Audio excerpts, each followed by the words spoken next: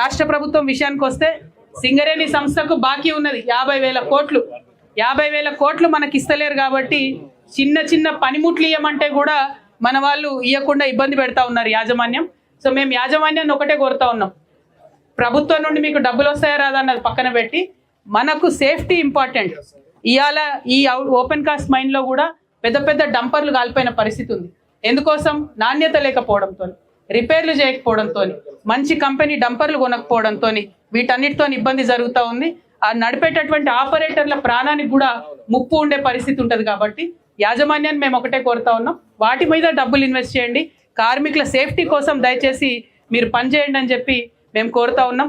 మీకు అందరికీ తెలుసు, ఏ అంశమైనా ఇప్పుడు కాదు 20 ఏళ్ల నుంచి సింగరేణి గనికి వచ్చినామంటే పుట్టింటికి వచ్చినట్టు ఉంటుంది. నాకు మా అన్నదమ్ముల కోసం కంటిన్యూస్గా పనిచేస్తూ ఉన్నాం. ఇప్పుడు మా అక్క చెల్లెలు కూడా మీకు తోడైనరు, వాళ్ళు అందరూ కూడా వచ్చి జాయిన్ అయినరు.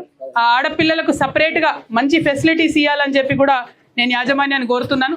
ఎక్కడికి వెళ్ళినా కూడా ఆడపిల్లలు జాయిన్ అయిన వాళ్లకు ఫెసిలిటీస్ లేవని చెప్తా ఉన్నారు. సో ఇంకొక ఆలోచన కూడా సింగరేణి కార్మికులందరితో కూడా మేము పంచుకుందాం అనుకుంటున్నాం. ముఖ్యంగా ఖమ్మంలో బయ్యారం స్టీల్ ఉంది, ఆ బయ్యారం ముక్కు కూడా మన సింగరేణికే ఇవ్వాలని చెప్పి మేము డిమాండ్ చేస్తున్నాం. దాంతో సంస్థ బాగుంటుంది, ఎక్కువ మందికి ఉద్యోగాలు వచ్చేటటువంటి అవకాశం కూడా ఉంటుంది. కాబట్టి సింగరేణిని పెంచుకోవాలి, బయ్యారం ముక్కు కూడా సింగరేణికి ఇవ్వాలని కోరుతా ఉన్నాం. ఇప్పుడు ఖాళీ ఉన్న క్లరికల్ పోస్టులు 350 ఉండే, దాని మీద లాస్ట్ 2024లో నోటిఫికేషన్ వేసిరు. అందరు చదువుకున్న పిల్లలు ఉన్నారు కాబట్టి ఒక 7,000 మంది అప్లికేషన్లు పెట్టుకున్నారు. కానీ 2 ఏళ్ళు అవుతుంది, ఇంతవరకు ఇంటర్నల్ క్లరికల్ పోస్టులు ఏవైనా చెప్పే పరిస్థితి లేదు. ఈ లోపల కొంతమంది రిటైర్ అయిన, అంటే ఓవరాల్గా ఇప్పటివరకు 800 ఖాళీలు వచ్చినాయని మాకున్న సమాచారం. కరెక్టో కాదో యాజమాన్యం చెప్పాలి. దానికి 7,000 మంది ఆల్రెడీ అప్లికేషన్లు పెట్టుకున్నారు. అవి తొందరగా ప్రాసెస్ చేయండి, ప్రమోషన్లు ఫాస్ట్గా ఇవ్వాల్సినటువంటి అవసరం ఉందని కూడా యాజమాన్యాన్ని నేను డిమాండ్ చేస్తూ ఉన్నాను. మరి ప్రతి ఒక్క అంశంలో కూడా సింగరేణిలో క్వాలిటీ తగ్గిపోతుంది. క్యాంటీన్లో పెట్టే ఫుడ్ దగ్గర నుంచి, మీకు ఇచ్చే బూట్ల దగ్గర నుండి, సాక్సుల దగ్గర నుండి, గ్లౌజ్ దగ్గర నుండి ప్రతి ఒక్క దాంట్లో క్వాలిటీ తగ్గుతూ ఉంది. క్వాలిటీ తగ్గకుండా మేనేజ్ చేయాల్సినటువంటి అవసరం ఉంది. దానికి మన హెచ్ఎంఎస్ నాయకులు గట్టిగా ఉండాలి. క్వాలిటీ తగ్గుతుంటే మీరు ప్రశ్నించాలి ఎక్కడికక్కడ. ప్రతిదానికి రియాజ్ అన్ననో కవితనో రారు, మీరు ఎక్కడికక్కడ మైండ్స్లో ప్రశ్నించి మన కార్మికుల సేఫ్టీ కోసం పనిచేయాల్సినటువంటి అవసరం కూడా ఉంది. వేరే యూనియన్ల లెక్క మీరు పని ఎగ్గొట్టకురి, మీరు పని చేసుకుంటూనే కార్మికులతో పాటు ఉంటూనే ప్రశ్నించాలని కూడా ఈ సందర్భంగా మీకు తెలియజేస్తూ అల్టిమేట్గా నేను కోరుకునేది ఒకటే, ప్రభుత్వం సింగరేణికి బాకీ ఉన్న 54,000 కోట్ల రూపాయలను ఇవ్వాలి, సింగరేణిని బతికించాలి, సింగరేణి గని కార్మికుల యొక్క సేఫ్టీ కోసం పనిచేయాలి. మరి ఇవాళ ఈ రాష్ట్రంలో ఒక కొత్త రాజకీయ శక్తిగా తెలంగాణ రక్షణ సేన వచ్చింది. తెలంగాణ రక్షణ సేనను ఆశీర్వదించమని కోరడానికి సింగరేణి బాయిబాట అనే కార్యక్రమం పెట్టుకున్నాం. Last time first phase Ramagundam ఏరియాకు వెళ్ళినాం, ఇప్పుడు ఇటువైపు కొత్తగూడెం ఏరియాకు వచ్చినాం. మీ అందరినీ ఒకటే రిక్వెస్ట్ చేస్తూ ఉన్నాం, కొత్త ఆలోచన రావాలి, యువ రక్తం రావాలి. సింగరేణికి ఎట్లయితే 20,000 మంది యువ రక్తాన్ని ఎక్కించినామో అట్లనే ఈ రాష్ట్ర రాజకీయాల్లో కూడా కొత్త ఆలోచనలు ఉన్నటువంటి యువ రక్తం కావాలి, అది కూడా మహిళా శక్తి రావాలని చెప్పి బలంగా విశ్వసించి ఒక రాజకీయ పార్టీ పెట్టడం జరిగింది. మా సింగరేణి అన్నదమ్ములందరూ కూడా దయ ఉంచి మమ్మల్ని ఆశీర్వదించి మద్దతు ఇవ్వాలని నేను కోరుతా ఉన్నా. అధికారంలో ఉన్నా లేకున్నా మేము మీకోసమే పనిచేసినాం. ఉదాహరణకు ఈ మనుగూరు మైనే తీసుకుంటే ఒక 3 ఇయర్స్లో ఇప్పుడు ఉన్నటువంటి మైన్ ఎగ్జాస్ట్ అయిపోతుంది. తర్వాత అసలు మనుగూరు పట్టణం ఉంటుందా లేదా అనేటటువంటి డౌట్ సామాన్య ప్రజలు కూడా మమ్మల్ని అడుగుతూ ఉన్నారు.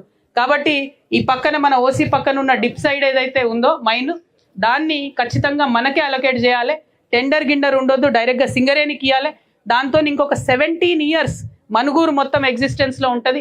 మనుగూరు ప్రజలు బాగుంటారు కాబట్టి దానికోసం మైన్ అలొకేట్ చేయాలని చెప్పి నేను కోరుతా ఉన్నాను. మరి మనుగూరు ఎగ్జిస్టెన్స్ బాగా ఉండాలి, సింగరేణి కంపెనీ బాగా ఉండాలనే ఉద్దేశంతోనే ఇక్కడికి వచ్చినాం. మరి పోలీస్ వాళ్ళు ఎక్కడికి పోయినా ఆపే ప్రయత్నం చేస్తున్నారు. ప్రభుత్వాన్ని ఒకటే కోరుతా ఉన్నా, మీరు ఫిజికల్గా మమ్మల్ని ఆపే ప్రయత్నం చేయొచ్చేమో కానీ మా ఆలోచనలు ఆపలేరు. మేము కార్మికుల కోసము పనిచేసేటటువంటి విధానాన్ని కూడా ఆపలేరనే విషయాన్ని తెలియజేస్తున్నా. ఇంకొక సిగ్గుచేటైన విషయం ఏంటంటే, కార్మికులే కాదు, ఇవాళ మీ ఆఫీసర్లు కూడా ధర్నాలు చేస్తారు. బయట వాళ్ళు దీక్ష టెంట్లు పెట్టుకొని డ్యూటీలు వేసుకొని మరి ఆఫీసర్లు ధర్నా చేస్తున్నారు. ఎంత దారుణం అంటే, ఆఫీసర్లకు ఇవ్వాల్సిన పిఆర్పీలో కూడా ఈ ప్రభుత్వం కమిషన్ అడిగిందని తెలిసింది నాకు. అందుకని వాళ్ళకి పిఆర్పీ ఇస్తలేరట. ఇక మా కార్మికులను బాగా చూసుకుంటారు కాబట్టి ఆఫీసర్ల కోసం పిఆర్పి కూడా తొందరగా రిలీజ్ చేయాలని చెప్పి ఈ ప్రభుత్వాన్ని నేను కోరుతా ఉన్నా. అట్లనే వాళ్ళకు పే రివిజన్ కూడా కావాలి, ప్రమోషన్లు కూడా కావాలని అడుగుతున్నారు. ఆ విషయంలో కూడా ఆఫీసర్లకు మేము నైతిక మద్దతు ఇస్తాం. కానీ ఓన్లీ వన్ కండిషన్, సింగరేణి అంటే 1 ఫ్యామిలీ 1 విజన్ ఉండాలి. ఆఫీసర్లకు ఎట్లయితే పర్క్స్ మీద అలవెన్స్ లేదో మా కార్మికులకు కూడా పర్క్స్ మీద ఐటీ రావద్దు. ఆఫీసర్లకు ఎట్లయితే చాయిస్ ఉంటుందో, భద్రత ఉంటుందో, మంచి క్వార్టర్స్ ఉంటాయో మా సింగరేణి కార్మికులకు కూడా ఉండాలి. ఇవాళ మనం ఓన్లీ 38,000 మంది కార్మికులం ఉన్నాం. 1,00,000 క్వార్టర్లు ఉన్నాయి. ఒక పక్కనున్న పేపర్ మిల్లుల క్వార్టర్లు చూడరు ఎంత బాగుంటాయి, హెవీ వాటర్ ప్లాంట్ వాళ్ళ క్వార్టర్స్ ఎంత బాగుంటాయి. మన సింగరేణి క్వార్టర్స్ చూస్తేనేమో దారుణమైన పరిస్థితి. అది సింగిల్గా బ్యాచిలర్కి ఉండే క్వార్టర్ ఇస్తారు మనకు. మళ్ళీ ఒక 4 నుంచి 5 లక్షల రూపాయలు మనమే ఖర్చు పెట్టుకోవాలి, మనమే టైల్ వేసుకోవాలి, మనమే షెడ్లు వేసుకోవాలి, మనమే ఏసీలు పెట్టుకోవాలి. దానికి మళ్ళీ 100 రిస్ట్రిక్షన్లు పెట్టేటటువంటి పరిస్థితి ఉంటుంది. కాబట్టి నేను అధికారులనే కోరుతా ఉన్నా, క్వార్టర్స్ అబండెంట్గా అవైలబుల్ ఉన్నాయి. 2 క్వార్టర్లు కలిపి 1 క్వార్టర్ చేయండి, మా వాళ్లకు మంచిగా ఉండే అవకాశం ఇవ్వండి. ఎందుకంటే మేము ఖచ్చితంగా అధికారంలోకి వస్తాం. రక్షణ సేన వచ్చినాక నాకు ఒక కళ ఉన్నది. అదేంటంటే సింగరేణికి సపరేట్గా హౌసింగ్ బోర్డు పెట్టాలి. మీరు కార్మికులు 30 సంవత్సరాలు మీరు ఇక్కడ పనిచేస్తారు. పనిచేసిన తర్వాత రిటైర్ అయ్యేటప్పుడు మళ్ళీ మీకు ఇల్లు ఉండదు. నా ప్రపోజల్ ఏంటంటే సింగరేణికి ఒక హౌసింగ్ బోర్డు పెట్టుకొని కార్మికులు రిటైర్ అయిన తర్వాత జిల్లా హెడ్ క్వార్టర్స్లో మీకు ప్లాట్స్ ఇవ్వాలి. దానికోసమని ఆలోచన చేస్తూ ఉన్నాము. ఖచ్చితంగా మా సంకల్పం గొప్పది. ధర్మం పక్షాన, కార్మికుల పక్షాన ఆలోచన చేస్తూ ఉన్నాం. కాబట్టి సింగరేణి హౌసింగ్ బోర్డు పెట్టే విధంగా ఇప్పుడున్న ప్రభుత్వానికి ఒత్తిడి తీసుకొస్తాం. అధికారంలోకి వచ్చిన తర్వాత డైరెక్ట్గా మనమే హౌసింగ్ బోర్డు పెట్టుకుంటాం. మరి అధికారంలో వచ్చేంత వరకు ఫైట్ కూడా చేస్తూ ఉంటాం.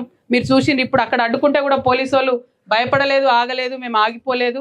కార్మికులు కలవాలనే ఉద్దేశంతో వచ్చినాం కాబట్టి మీకోసం పనిచేస్తామనే విషయాన్ని మళ్ళొకసారి మీ అందరికి కూడా తెలియజేస్తూ, 2 విషయాల్లో అసలే కాంప్రమైజ్ కాము.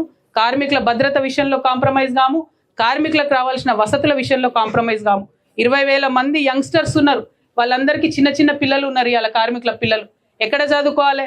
సింగరేణి స్కూల్స్లో CBSE ఎడ్యుకేషన్ ఇవ్వండి, అప్గ్రేడ్ చేయండి అని 3 ఏళ్ల నుంచి అడుగుతా ఉన్నాం. యాజమాన్యం పట్టించుకుంటలేదు.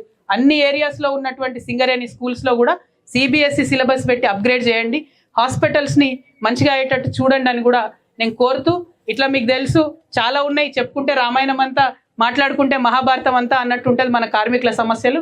కానీ ప్రతి ఒక్క డిపార్ట్మెంట్ ఇష్యూస్లో డీటెయిల్డ్గా స్టడీ చేస్తాం, మీకోసం పోరాటం చేస్తాం అనేటటువంటి మాట మీకు ఇస్తా ఉన్నా. మీ సోదరిగా మళ్ళొకసారి తెలియజేస్తా ఉన్నా. మా జనార్దన్ అన్నది ఆ పక్క కాబట్టి చెప్తాండు. మందమర్రి, బెల్లంపల్లి వాళ్ళంతా ఇక్కడ ఉన్నారు. వాళ్ళని తొందరగా వెనక్కి పంపించే ఏర్పాట్లు చేయాల్సిందే అని చెప్తున్నారు. తప్పకుండా ఆ ప్రయత్నం కూడా చేయడం జరుగుతుంది. అన్నిటికన్నా ఎక్కువ ఈ నెల 20వ తారీఖు ప్రభుత్వానికి మళ్ళొకసారి హెచ్చరిక చేస్తున్నాం. 20వ తారీఖు లోపల స్పెసిఫిక్ ప్రకటన ఇవ్వండి. మీరు డిపెండెంట్ ఎంప్లాయ్మెంట్స్ కోసం మెడికల్ బోర్డు నెలకు 2 సార్లు పెట్టరా? ఆ స్పెసిఫిక్ ప్రకటన ఇవ్వండి. ఇవ్వకపోతే మాత్రం 20వ తారీఖు నుండి రామగుండం ఏరియాలో దీక్ష కూర్చుంటాం. అది ఎన్ని రోజులన్నా కానీ ఆ హక్కు సాధించేంత వరకు కూడా అన్నం తినం, నీళ్లు ముట్టం అనే విషయాన్ని తెలియజేస్తూ మీ అందరి దగ్గర కూడా సెలవు తీసుకుంటున్నా. ఇంత వానలో కూడా ఓపికగా నిలబడి వింటున్నటువంటి మా కార్మిక సోదరులందరికీ కూడా హృదయపూర్వకంగా నమస్కారాలు. థ్యాంక్ యూ అన్న. జై తెలంగాణ, జై సింగరేణి, జై సింగరేణి.